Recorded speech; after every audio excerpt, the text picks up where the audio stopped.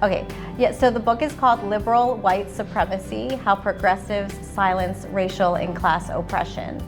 So I'm looking here at differences between people who identify as liberal and those who identify as radical. So within a lot of the leftist communities in academia and outside of academia that I've been in, there's a kind of understanding that there's a difference between liberal approaches and radical approaches. So I've tried to conceptualize what I think that looks like, what I think people are trying to say in those conversations in my book, and how that also intersects with racism evasiveness.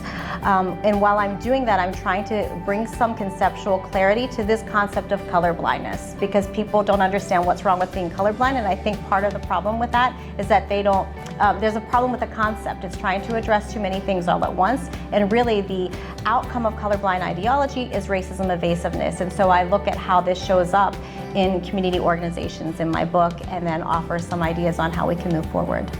My book, Behind Crimmigration, which I'll explain briefly. Crimmigration is the criminalization of immigration law and procedure. I'm really focusing on different localities, specifically in North Carolina, as a way to think about the rest of the country.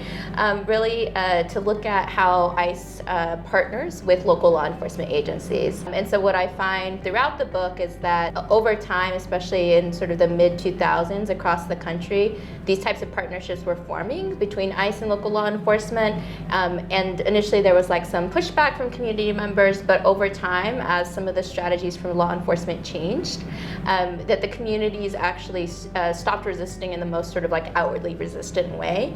And so what I say is that these partnerships became normalized to the extent that today we're trying to track down exactly how they worked, how many people were deported out of these places across the country through this particular program that I look at.